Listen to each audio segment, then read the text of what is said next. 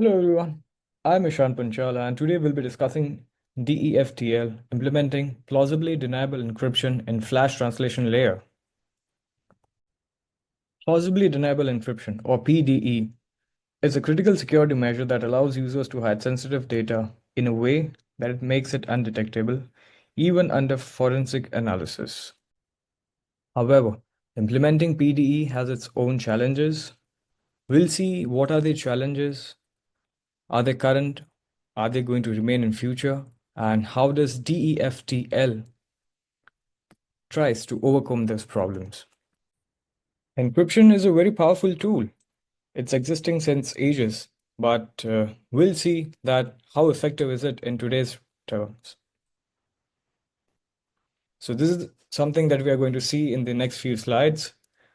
So we'll discuss what are the encryption mechanisms currently in use, how effective they are they foolproof or not, and what could be the possible solutions that lead to development of other encryption mechanisms. We shall also discuss why PDE was needed, what was the previous encryption algorithm that couldn't solve the problem, what PDE does. We shall see what it does, what it does not do, how it does not do, and why it does not do. So we are going to work on why, how, and what, the golden rule. We'll see the PD systems and the challenges that it faces, and why did we need to bring into concept the DEFTL. We'll see evaluation of how DEFTL performs, because as we all know, for all cryptographic systems, for all cryptographic mechanisms, it comes at a price.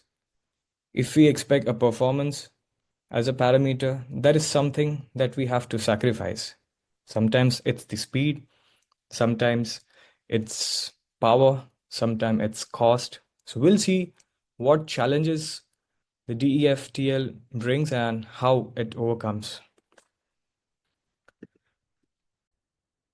Encryption. It's a very powerful tool for securing data, as we all know, encryption. But it has a very major flaw. It does not hide the fact that the data does not exist. You can know that encrypted data exists, but what if there is some way to get that data decrypted, even though it's a secret key, it's known by few people, and how to overcome that? Few days back, I was watching Harry Potter with this, so that inspired me to create the first slide of this. So, talking about that, you all might be knowing Voldemort and Harry Potter. There was a nice curse I remember. So to say, it's not really nice, but the curse was crucial. So what it does that it gives an excruciating pain in the person in front of you, and it might admit that person, the person might admit that what you want to know, the information that you want to get out of them. So the coercion is the word. That is the thing that government have been, intelligence agencies have been, security services have been implementing since a very long time. They coerce their opponents, their adversaries, to admit something that they have been looking for. So, talking about cryptography and encryption, if let's say that Voldemort knows that Harry is hiding something, but he does not know what. So, what he'll do is that he shall use the Crucio curse to torture Harry Potter and get the encryption key, in our case, out of him, so that he can access the data that he needs to access. That's where the PDE comes into the equation. If there is a situation where the asset that is protecting the data, that has the encryption keys, that has the answer to the problem that Voldemort is looking for, is somehow compromised, PDE gives us a solution what the other encryption mechanisms currently cannot. As the name suggests, plausibly deniable encryption. So it gives the user the plausible deniability that he can neither confirm nor deny that the data exists or does not exist. So we'll see how it affects the current context of coercion. So, like I said, Plausibly deniable encryption. Here we see an attacker, a threatened person who supposedly seems to know the keys. Here we have a data stored in a drive, let's say SSD, solid state drive. So what it does is that you see the image over here. So what it does is that it has some kind of data, I mean, in terms of this context, the objects on top of it, but actually what the user wants to hide are the passport, money, or medicines for displayable perspective, to give a perspective. So this is actually the hidden locker where the data, actual data is stored. This is just a decoy data. Similarly, in drives, there are volumes you might have seen. Let's say this is a 2 terabyte data. So the public volume that's accessible, we have two separate keys for the entire disk is encrypted, but we have two separate keys for two separate volumes that are created inside a single disk. So this decoy key, if this particular person is coerced, he might give the key to access the public volume, but actual data that is supposed to be protected stays within the hidden volume. This might be a portion of the entire disk volume, but the majority of the portion is public volume, so that the attacker does not know that there is a hidden volume actually existing in that particular drive. So, what was the need of this particular standard, that is PDE? For that, we shall draw a brief comparison between FDE versus PDE. For those who don't know what is FDE, it stands for full disk encryption. You might have known certain applications of it. I'm sure this is Windows BitLocker. This is File Vault that is used in the Mac-based systems. That particular encryption that is existing, we can use that on flash drives, we can use on hard drives, we can use on SSD drives, but that is called full disk encryption. What it does is that it does show that there is some encrypted data, but it does not show that what is the data until and unless the user or the person who is accessing that particular disk has the key to it. So for the sake of comparison, PDE, it encrypts data, but like I said in the previous slide, that it denies the existence of data. It does not let the user accessing if he does not know if it exists or not. The only person who is intended to see that data or who knows that there is some data knows that there's a hidden drive, there's a hidden volume inside that particular drive. Security wise, FDE is definitely strong. It is the current mechanism that is in use all over the world. Like I said, in Windows, BitLocker and File Vault for Mac-based systems. And at the same time, PDE, it's extremely secure because, like I said, the entire purpose of the PDE, why it was developed, was that it does not even let the unauthorized user know that a hidden volume exists. Exposure, like I said, FDE, if the asset who is particularly using the device or who is has the access to that particular drive, if the person is compromised, the exposure will be high. The risk of getting the data leaked would be very high, and that would be disastrous. That's something we don't know. We don't want. As compared in PDE, data can remain hidden even under coercion, like I've explained. So, as it comes to use cases, there are certain data, let's say some personal data or on daily basis, day-to-day lives. We don't use the PDE, plausibly deniable encryption. We just use the full disk encryption. Even if we want to, we cannot use PDE because it's a license-based encryption and it's not available on a daily, day-to-day basis.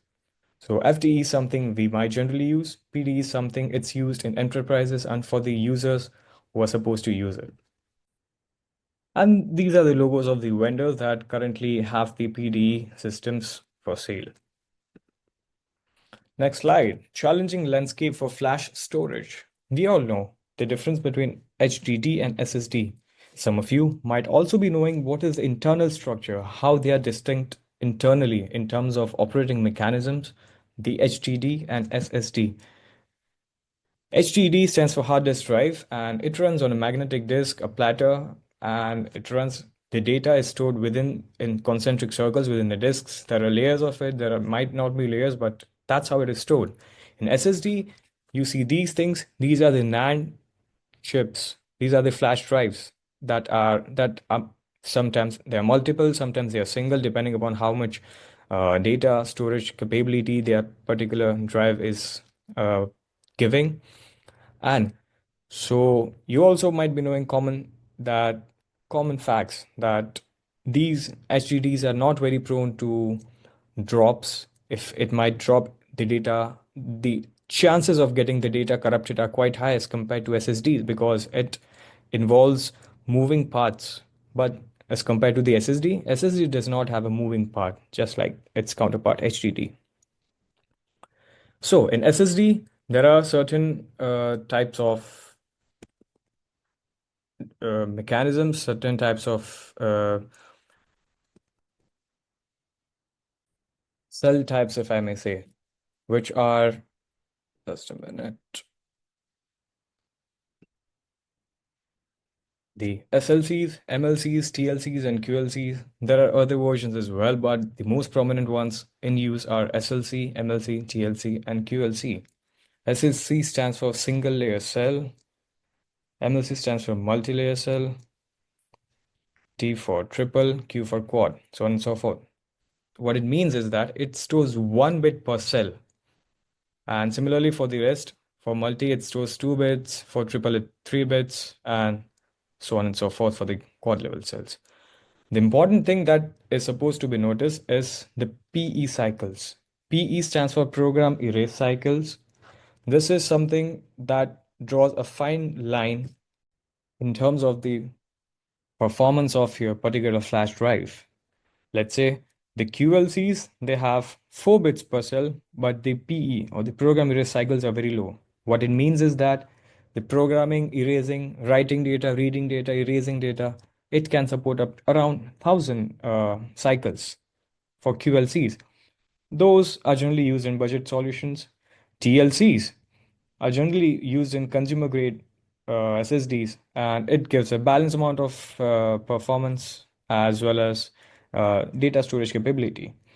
The SLCs and MLCs, they have lower amount of storage data but have the maximum amount of PE cycles, so it can support a large number of cycles so that we can write the data, erase the data for which is generally used in enterprise grade services and industries. So PE operations, like I said, PE stands for program erase operations. So here we are talking about flash cells. So there's a question for you guys. You know we are talking about the NAND cells. But do you know how are NAND different from NOR flash types? And why are they not used in storage? If they are, where? If they're not, then where? Hopefully I can get some questions as well as the answers to the questions that I'm asking in the comment section if this gets posted to the YouTube, of course. So coming back to the PE operations, all the NAND flash-based devices are erased before write in nature. What it means is that we cannot overwrite the data, which is done in its competitor, that is HDDs. So if we want to write a data on an SSD, that is a NAND flash based device, we need to erase the entire thing. Now, what do we need to erase? I've drawn the distinctions to what these areas are. The entire thing, it's called a die. There are two planes in it, you see in the light blue color. Then there are blocks, the white things which consists of multiple pages, which are highlighted as yellow. One page carries up to 4 or 8 kilobytes of data. A block has 128 to 256 pages in it, and so on and so forth. There are multiple blocks uh, inside a single plane, and there are multiple planes on a single die, and there are many dies depending upon how much data of storage that particular device offers. So, but the tricky thing is that when we need to read, there are basic three things that we are supposed to do with the data: either read, write, or erase in terms of for SSD. For reading, we do it on a page basis. Page is the smallest unit here that is distinguishable. So if we want to do a read operation, we can do it on a page.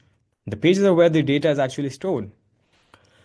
Right, if we are supposed to do a write operation, that's also done on a page. But the problem is that if we are supposed to erase the data, we need to erase the entire block. So if there's data stored on just four, let's say these 4 pages, we have to move that data to somewhere else and we have to erase the entire block before we can use that particular the particular block. Going on to the next slide, we'll see the role of flash translation layer. What it does is that when an OS, we write something on our Windows or our Mac systems, right? So that's the OS. But when we are accessing the particular flash drive, when we are writing or reading something from that drive, it does not happen automatically. This is the internal structure how it operates. So this is an SSD. SSD has a flash translation layer. So what it does is that when the operating system says that write a data somewhere, so this is what comes into the picture before writing into those cells that we saw in the previous slide. So there are certain aspects that are correlated with the flash translation layer. There are certain operations going on in the SSD, in the NAND flash devices that affects how we use it, such as garbage collection, wear leveling, bad block management. These are some things that we are going to see, which explains why plausibly deniable encryption is how do we do it and why the challenges that it currently faces, why is it facing? So we'll see how DEFTL works. We'll see how it's initialized, how the page level addressing works, what is mapping, what is dual layer address mapping, what is entropy aware data placement. These are the challenges of implementing PDE in SSDs. Like, let's say, data movement. In H Unlike HDDs, SSDs frequently relocate the data, which makes it difficult to keep the hidden data at a certain place. SSDs also distribute writes across the disks, like I said in the previous slide, which can unintentionally expose or erase the hidden data, which is stored there. Also, some attackers they have the power to do forensic analysis on a certain disk. So they can analyze the storage patterns to detect irregularities that indicate the presence of hidden data. This can be a good question if I want to ask you, what are the methods to check, or how can we study the pattern? How can we identify where is the hidden data based on studying the patterns or irregularities inside the SSDs? Let me know. Secure garbage collection and wear leveling are very important things, two of the most fundamental things why we need the EFTL and why this solves us the problem. What is inside the DEFTL that the conventional PDE does not have, and how does it overcome? This is the dual layer address mapping. Here you see the LBA and PBA. So what does it stand for? LBA stands for logical block address, PBA stands for physical block address. What it means is that you see this structure, the operating system has a particular map which has a logical address, but the data is it's actually stored inside the SSDs, right? So it itself maintains the data which is called the physical block address, a map that contains all the addresses where the data is stored. These two are correlated with each other. So let's say there's a logical block. There are 4 logical blocks. There is from 0 through 3. Let's say LBA1 is associated with this place. This is where the actual data is stored, the page 4 of the physical block address space inside the SSD. But in OS, it shows that it is associated with logical block address space 1. So there's a mapping table which tells that this particular logical address belongs to this particular physical data inside the disk. Now, separate mapping tables are supposed to be existed for both of the volumes, that is for public as well as for hidden. This is something that the DEFTL does in terms of advanced mechanism. For PDE, if we don't if the DEFTL does not exist, the SSD can write haphazardly on both of the volumes. Like I said, there are some risks because of the data movement, and since it frequently relocates the data, it makes difficult to keep things at one place. Entropy. What is entropy? Like I said, when the data moves from one block to the other block, it leaves a mark. It gives us the data keeps account of how many times that particular block, that particular page has been programmed, has been erased.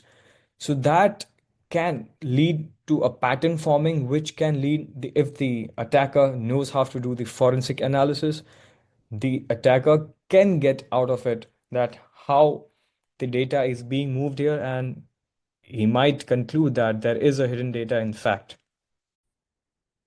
So what it does is that it randomizes the placement of hidden data so that it prevents the entropy leakage detection, which might give the location or the existence of a hidden volume to the attacker. Garbage collection and where leveling. I'll explain how garbage collection works, what is garbage collection, what is where leveling. So these are the pages that you see inside the blocks. These are the blocks, these are the pages inside, and this is the entire die. So this is a file which is stored, and we have to override that file. We have some new data updated, but like I said, we cannot override a particular page. What we do is that the new data, which is A dash, B dash, and the G dash and H dash are stored here. So these are the newly added files. These are the existing ones. QRST was added later on as well. IJKL, these are also file with updates since it's highlighted in red, which is stored here. So what it does is that after it harvests the data, after the data is newly written, it wants to erase. If it wants to erase, this is called garbage collection, so that the entire blocks can be made free and it can be used another time, because since we cannot overwrite, we have to store the data at a separate place. So this is the before thing. This column represents before. This is how it looks after that. You see how the data is organized here in terms of new blocks in new pages, and these two blocks which were initially filled are now empty. You see these two blocks. So the data was moved from these two blocks because we had new data, like I said, the updated data files for A, B, G, H, I, J, K, and L. So which were moved here, and now we have the uh, empty blocks A and B. What is where leveling? Now, so you see these are, if we programmed it, we wrote something on it, and then we erased this particular page.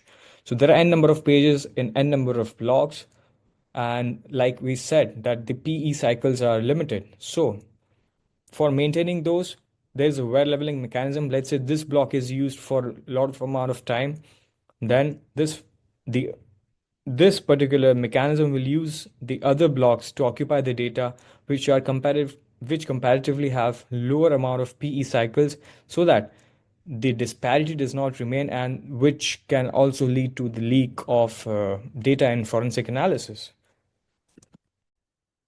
Like I said, the nature of the SSDs, that these three things are what introduced by the DEFTL in the current current encryption mechanism that prevents the shortcomings, which cures the shortcomings of the typical conventional PDE, plausibly deniable encryption. DEFTL provides these mechanisms, which is dual layer address mapping, which, like I said, that distinguishes the both of the volumes as separately. The where leveling and the garbage collection works differently for both.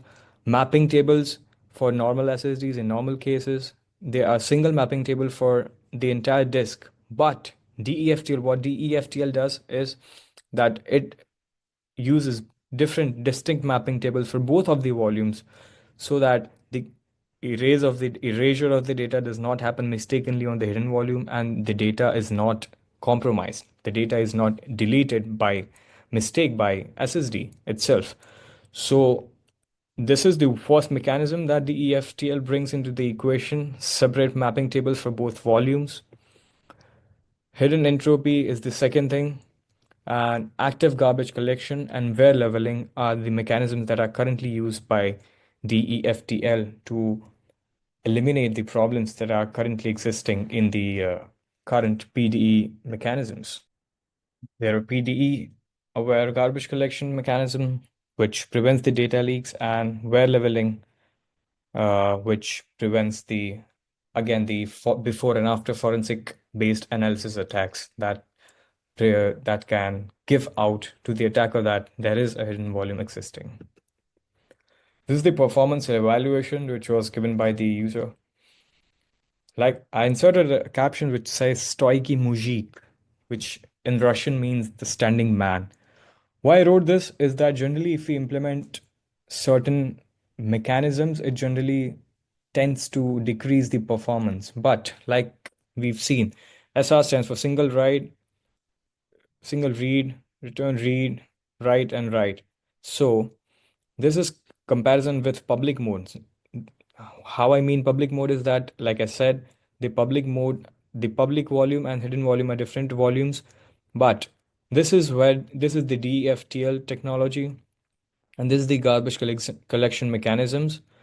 We see there are no substantial differences in all of the comparative studies, and which means that the throughput, which is generally compromised in such cases, is not compromised in this case. So this can be coined as a valuable, this can be coined as a efficient means of using the encryption for PDE, which is TEFTL. So that's all for the time being. I encourage you to leave questions, comments, and suggestions. Like I said, there is no perfect security mechanism in existence. For every defender, there is always an attacker. For every attacker, there's always a defender. Those two are constantly in the run of proving which one's better, which one's better. So, where does it go? It What we can do is we can adapt the DFTL to incorporate with the multi-layer PDEs. We can explore the hardware-based PD solutions. Is not a hardware-based, so we can explore the hardware-based PD solutions as well. And there's always some scope of improvement in every technology. So in this case, what could be the efficiency improving chances that we have with this particular mechanism so that we can improve this particular technology and we can make a better use out of it for the government, for the military, which are the regular users of it. That's all for now. Thank you so much. This is Ishan Panchal. Thank you.